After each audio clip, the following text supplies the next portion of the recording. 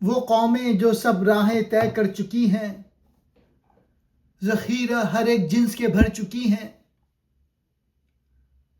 ترقی یافتہ قومیں زندگی کے مختلف میدانوں میں بہت آگے بڑھ چکی ہیں۔ انہوں نے اپنی محنت سے ضرورت کی ہر چیز کے ذخیرے جمع کر لیے ہیں۔ ہر ایک بوجھ بار اپنے سر دھر چکی ہیں، ہوئی تب ہیں زندہ کہ جب مر چکی ہیں۔ ان قوموں نے اپنی ذمہ داریوں کا بوجھ خود اٹھایا اور قربانیاں دیں۔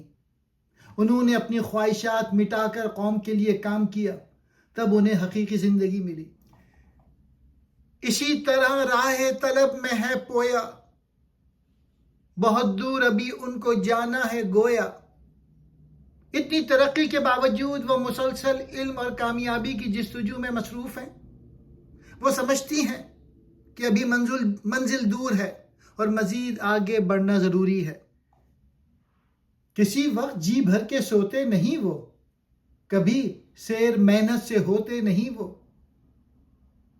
ترقی یافتہ قومیں غفلت اور آرام میں اپنا وقت ضائع نہیں کرتی، وہ محنت سے کبھی نہیں اکتاتی اور مسلسل کام کرتی رہتی ہیں۔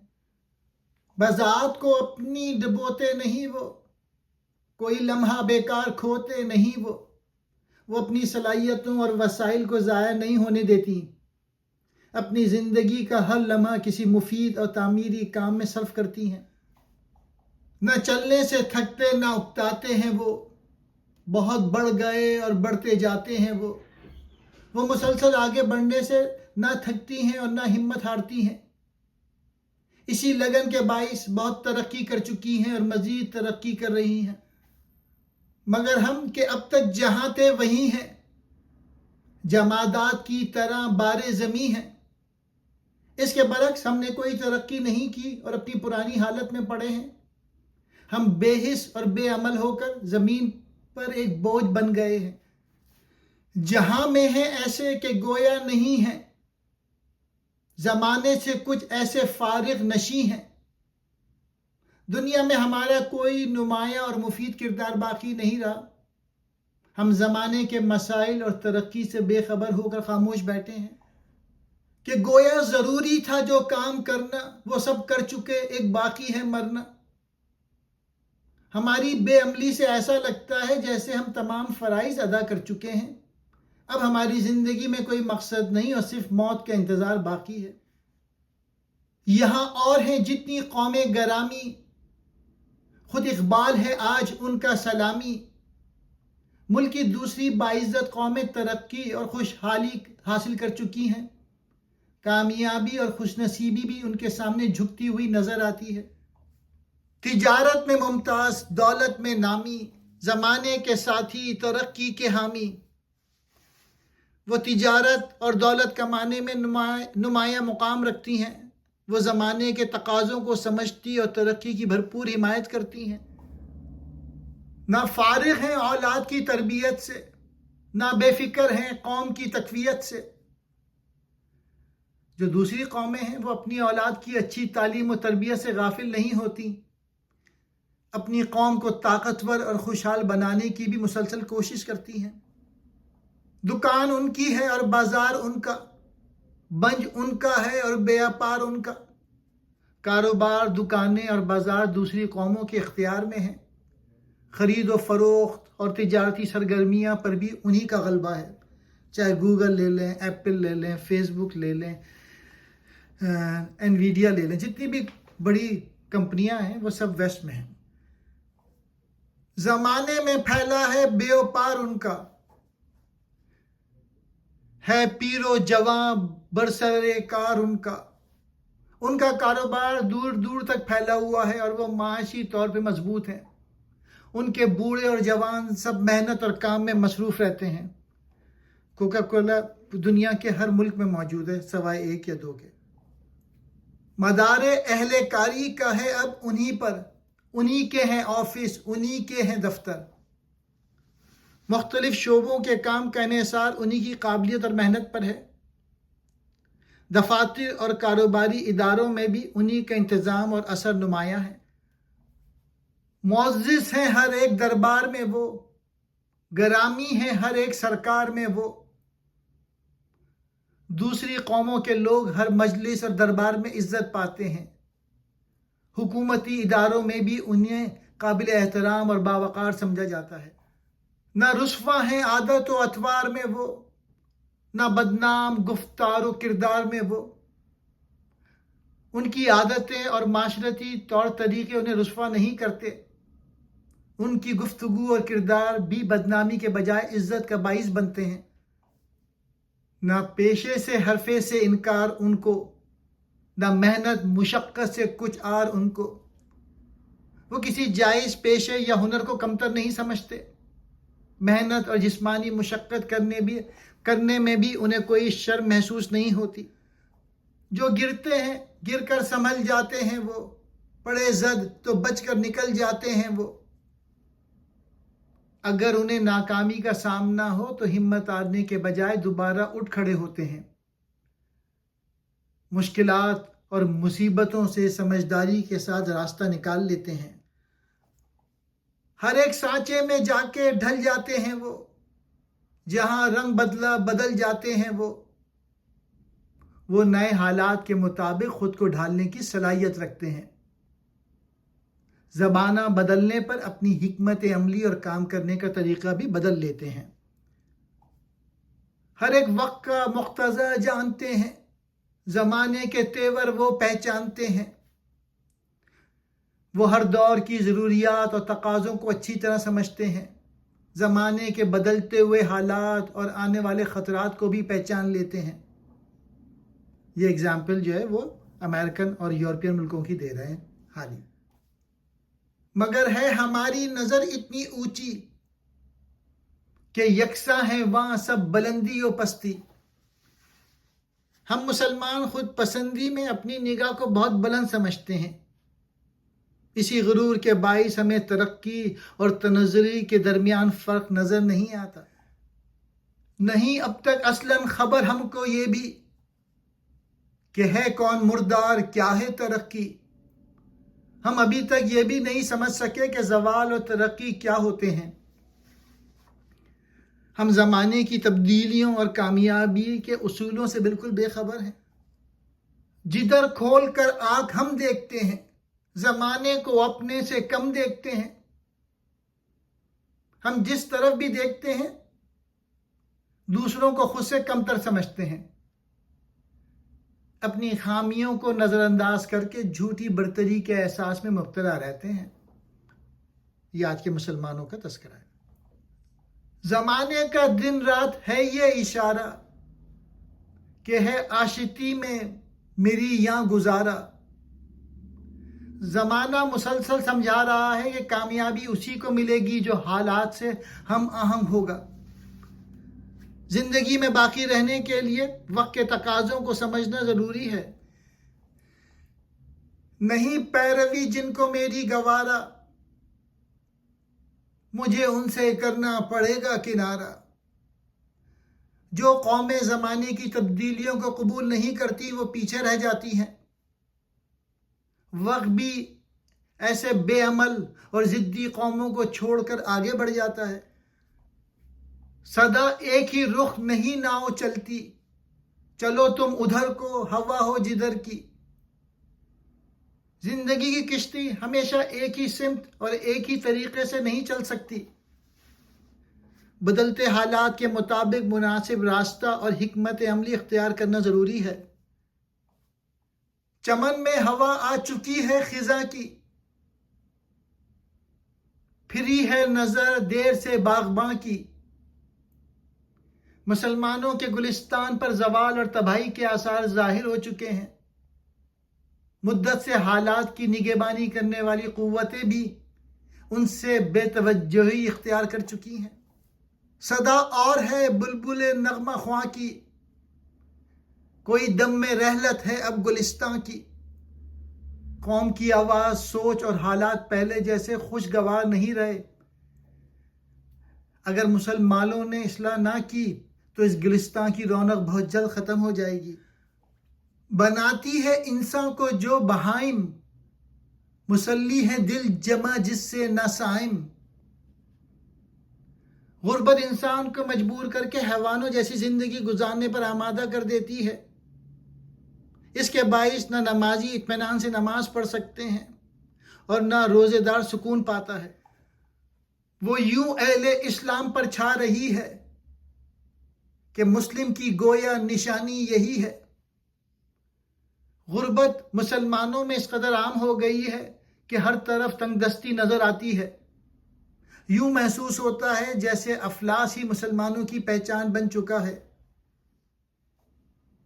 کہیں مکر کے گر سکھاتی ہے ہم کو، کہیں جھوٹ کی لو لگاتی ہے ہم کو.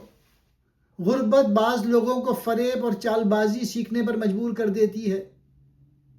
کہیں وہ اپنی ضروریات پوری کرنے کے لیے جھوٹ بولنے کے عادی ہو جاتے ہیں. خیانت کی چالیں سمجھاتی ہے ہم کو، خوشامد کی گھاتیں بتاتی ہے ہم کو. محتاجی انسان کو امانت میں خیانت کرنے کے طریقے سکھاتی ہے. وہ دوسروں سے فائدہ حاصل کرنے کے لیے خوشامد اور چاپلوسی بھی کرنے لگتا ہے انسان. فسو جب یہ پاتی نہیں کارگر وہ، تو کرتی ہے آخر کو دروزہ گر وہ. جب غربت کے پیدا کردہ فریب اور ہیلے کامیاب نہیں ہوتے تو انسان بے بس ہو جاتا ہے. آخر کار وہ دوسروں کے سامنے ہاتھ پھیلانے اور بھیک مانگنے لگتا ہے. یہاں جتنی قومیں ہمارے سوا ہیں، 1000 ان میں خوش ہیں تو 2 بے نوا ہیں. ملک کی دوسری قوموں میں خوشحال لوگوں کی تعداد بہت زیادہ ہے. ان کے درمیان غریب اور محتاج افراد بہت کم دکھائی دیتے ہیں. یہاں 100 میں 2 اگر اغنیاء ہیں تو 100 نیم بسمل ہیں، باقی گداں ہیں. اس کے برعکس مسلمانوں میں دولت مند افراد بہت کم رہ گئے ہیں. ان میں کچھ لوگ انتہائی پریشان ہیں جبکہ زیادہ تر غربت اور محتاجی کا شکار ہیں. پاکستان کی مثال لے لیجئے، زیادہ تر لوگ جو ہیں غربت کی لکیر سے نیچے جا چکے ہیں. ذرا کام غیرت کو فرمائیں گر ہم، تو سمجھیں کہ ہیں مبتذل کس قدر ہم. اگر ہم اپنی قومی غیرت اور خودداری سے کام لیں تو حقیقت واضح ہو جائے گی. ہمیں معلوم ہوگا کہ ہماری حالت کس قدر ذلت آمیز اور قابل افسوس ہو چکی ہے. بگاڑے ہیں گردش نے جو خاندانی، نہیں جانتے بس کہ روٹی کمانی. زمانے کی گردش نے بہت سے خوشحال اور معزز خاندانوں کو تباہ کر دیا ہے. ان کے افراد محنت کر کے روزی کمانے کا طریقہ بھی نہیں جانتے. دلوں میں ہے یہ یک قلم سب نے ٹھانی کہ کیجئے بسر مانگ کر زندگانی. ان لوگوں نے دل میں طے کر لیا ہے کہ وہ محنت اور ہنر اختیار نہیں کریں گے. وہ دوسروں سے مانگ کر اپنی پوری زندگی گزار دینا چاہتے ہیں. جہاں قدر دانوں کا ہے کھوج پاتے، پہنچتے ہیں وہاں مانگتے اور کھاتے. جہاں انہیں کسی سخی یا قدر کرنے والے شخص کا پتہ چلتا ہے وہاں پہنچ جاتے ہیں. وہ اس کے سامنے اپنی ضرورت بیان کر کے مالی مدد حاصل کرنے کی کوشش کرتے ہیں. کہیں باپ دادا کا ہے نام لیتے، کہیں روشناسی سے ہیں کام لیتے.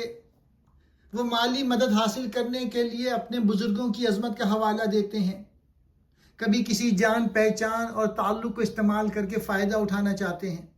کہیں جھوٹے وعدوں پہ ہیں دام لیتے، یوں ہی ہیں وہ دے دے کے دام لیتے.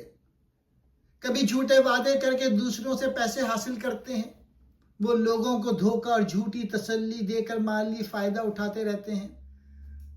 بزرگوں کے نازاں ہیں جس نام پر وہ اسے بیچتے پھرتے ہیں در بدر.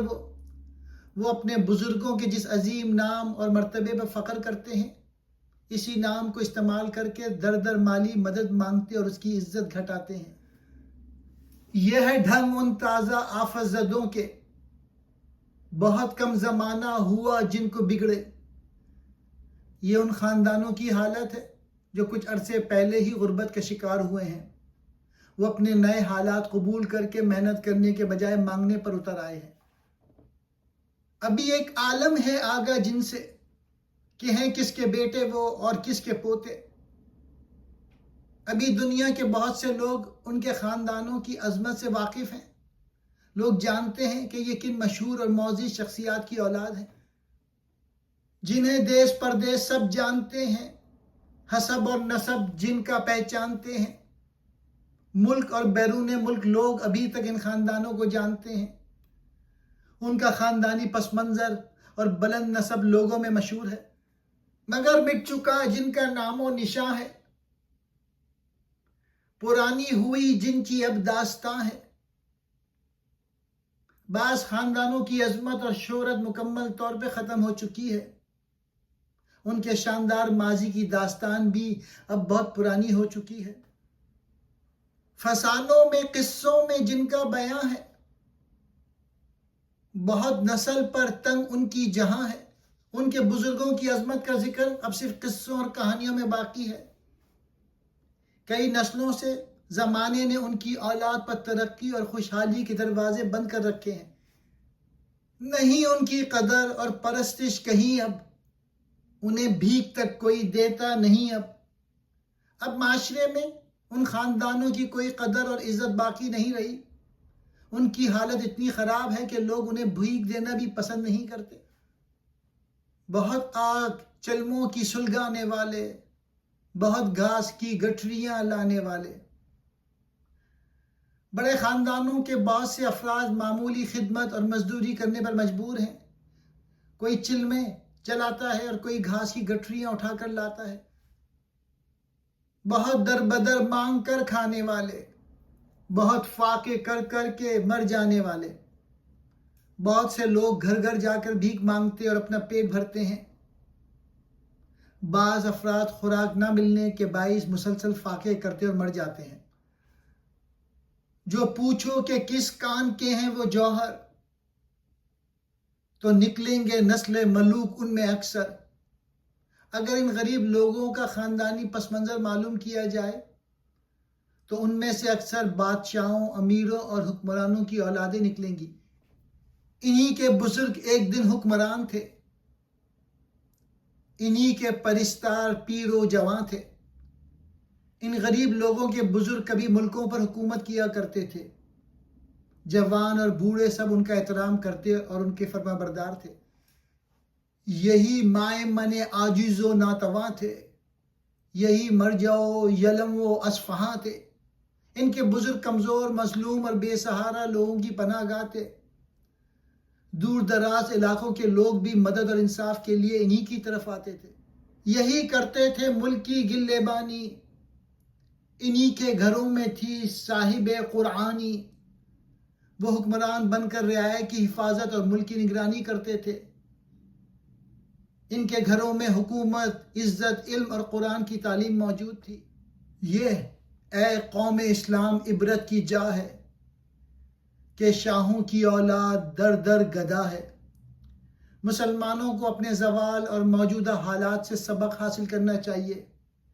جن بادشاہوں کی اولاد کبھی عزت دار تھی، آج وہ در در بھیک مانگ رہی ہے۔ جسے سنیے افلاس میں مبتلا ہے، جسے دیکھیے مفلس و بے نوا ہے۔ جس شخص کا حال سنا جائے وہ غربت اور پریشانی میں مبتلا نظر آتا ہے۔ ہر طرف مسلمان مفلس، بے سہارا اور بنیادی ضرورتوں سے محروم دکھائی دیتے ہیں۔ نہیں مانگنے کا طریق ایک ہی یہاں، گدائی کی ہیں صورتیں نت نہیں یہاں دوسروں سے مانگنے اور مالی فائدہ حاصل کرنے کا کوئی ایک طریقہ نہیں۔ لوگوں نے گداگری کی مختلف اور نئی نئی صورتیں اختیار کر لی ہیں۔ نئی حسر کنگلوں پہ گدیا گری یہاں، کوئی دے تو منگتوں کی ہے کیا کمی یہاں۔ گداگری صرف ظاہری طور پر غریب اور مفلس لوگوں تک محدود نہیں رہی۔ اگر کوئی دینے والا مل جائے تو خوشحال نظر آنے والے منگتے بھی بہت ہیں۔ بہت ہاتھ پھیلائے زیر ردا ہیں، چھپے اجلے کپڑوں میں اکثر گدا ہیں۔ بہت سے لوگ اپنی خودداری چھوڑ کر پوشیدہ طور پہ دوسروں سے مدد مانگتے ہیں۔ صاف ستھرے اور عمدہ لباس پہننے والے میں بھی بہت سے گداگر چھپے ہوئے ہیں۔ بہت آپ کو کہہ کے مسجد کے بانی، بہت بن کے خود سید خاندانی۔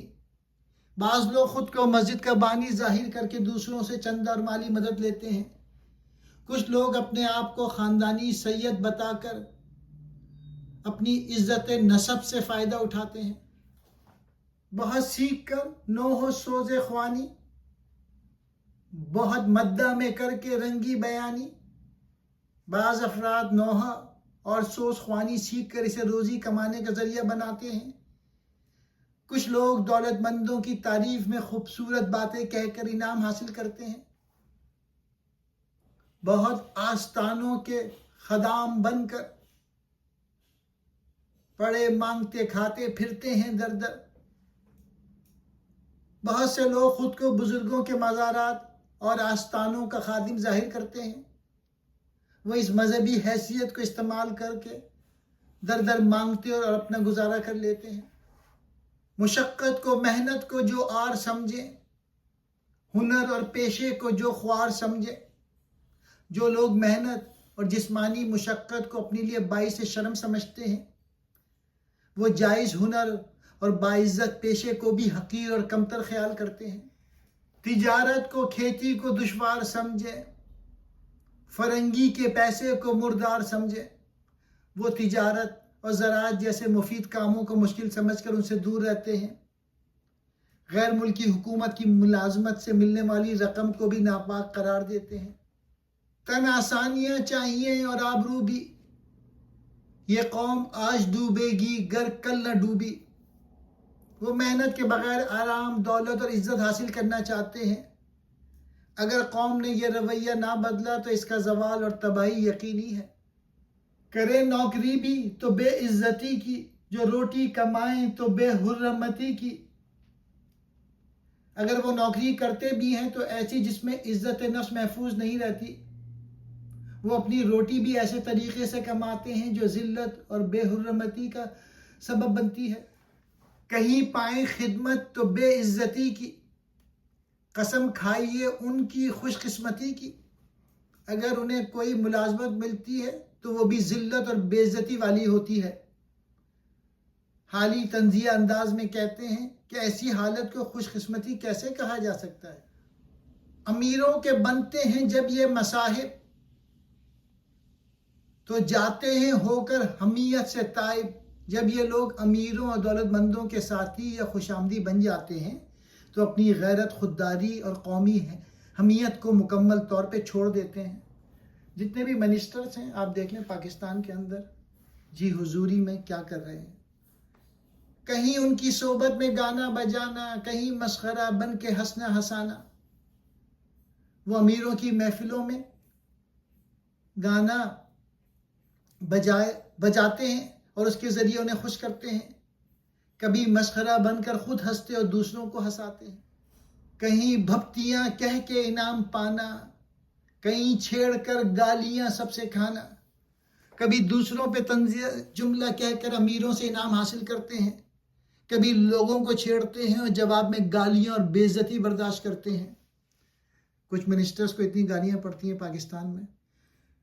یہ کام اور بھی کرتے ہیں پر نہ ایسے، مسلمان بھائی سے بن آئیں جیسے۔ اگرچہ وہ دوسروں کے ساتھ بھی ایسے نامناسب کام کرتے ہیں، لیکن اپنے مسلمان بھائی کو نقصان پہنچانے میں سب سے زیادہ سرگرم ہو جاتے ہیں۔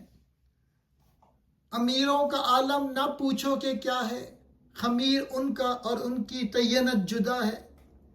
شاعر کہتا ہے بعض مسلمان امیروں کی اخلاقی حالت انتہائی خراب ہے۔ ان کی عادتیں اور فطرت عام انسانوں سے بالکل مختلف نظر آتی ہیں۔ سزاوار ہے ان کو جو نا سزا ہے، روا ہے انہیں سب کے جو نا روا ہے۔ جو بات دوسروں کے لیے نامناسب ہے وہ اسے اپنے لیے مناسب سمجھتے ہیں۔ جو کام اخلاق اور شریعت کے خلاف ہے وہ بھی ان کے نزدیک جائز بن جاتا ہے۔ شریعت ہوئی ہے نکو نام ان سے، بہت فخر کرتا ہے اسلام ان سے۔ شاعر طنزیہ انداز میں کہتا ہے ان کے کردار نے شریعت کو بدنام کر دیا۔ ان کے اعمال ایسے ہیں کہ اسلام ان پر فخر کرنے کے بجائے شرمندہ ہوتا ہے۔ میں نام نہیں لوں گا پاکستانی مولوی پولیٹیشن کے، ہر ایک بول پر ان کے مجلس فدا ہے، ہر ایک بات پر وہاں درست اور بجا ہے، امیروں کے خوش آمدی ان کے ہر جملے پر تعریف اور داد دیتے ہیں، امیر کی ہر صحیح یا غلط بات کو مجلس میں درست قرار دیا جاتا ہے، نہ گفتار میں ان کی کوئی خطا ہے، نہ کردار ان کا کوئی ناسزا ہے۔ خوش آمدیوں کے نزدیک امیروں کی گفتگو میں کبھی کوئی غلطی نہیں ہوتی، وہ ان کے برے اور نامناسب کردار کو بھی قابل اعتراض نہیں سمجھتے۔ وہ جو کچھ کے ہیں کہہ سکے کون ان کو، بنایا ندیموں نے فرعون ان کو۔ ان کے اصل کردار کے بارے میں کسی کو سچ بولنے کی جرت نہیں ہوتی، خوش آمدی ساتھیوں نے مسلسل تعریف کر کے انہیں فرعون جیسا مغرور بنا دیا ہے۔ وہ دولت کے ہے مایہ دین و دنیا، وہ دولت کے ہے توشہ راہ عقبہ۔ اچھی نیت سے استعمال کی گئی دولت دنیا اور دین کی بھلائی کا ذریعہ بنتی ہے، اسے نیک کاموں میں خرچ کیا جائے تو یہی آخرت کے سفر کا سامان بن جاتی ہے۔ سلیمان نے کی جس کی حق سے تمنا، بڑھا جس سے آفاق میں نام کسرا۔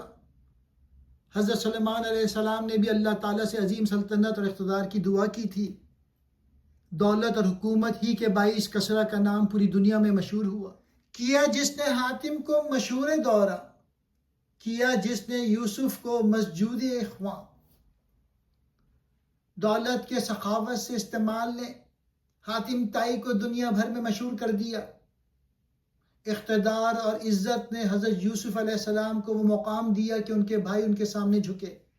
ملا ہے یہ فخر اس کو ان کی بدولت کہ سمجھی گئی ہے وہ اصل شقاوت۔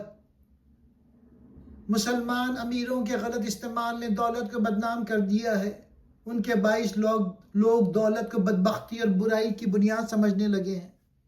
کہیں ہے وہ سرمایہ جہل و غفلت، کہیں نشہ بادہ کبر و نخوت۔ ان کے پاس دولت آتی ہے تو وہ جہالت اور غفلت میں مزید بڑھ جاتے ہیں، کبھی یہی دولت انہیں غرور، تکبر اور خود پسندی کے نشے میں مبتلا کر دیتی ہے۔ جہاں کے لیے جو کہ آب بقا ہے، وہ اقوام کے حق میں سمی دوا ہے۔ دولت دنیا کی دوسری قوموں کے لیے زندگی، ترقی اور خوشحالی کا ذریعہ ہے، لیکن غلط استعمال کے باعث یہی دولت مسلمانوں کے لیے زہریلی دوا بن گئی ہے۔ ادھر مال و دولت نے یا منہ دکھایا، ادھر ساتھ ساتھ اس کے ادبار آیا۔ جیسے ہی کسی مسلمان خاندان کے پاس مال و دولت آتی ہے، اس کے ساتھ بدقسمتی، زوال اور تباہی بھی اس کے گھر میں داخل ہو جاتی ہے۔ پڑا آ کے جس گھر پہ ثروت کا سایہ، عمل وہاں سے برکت نے اپنا اٹھایا۔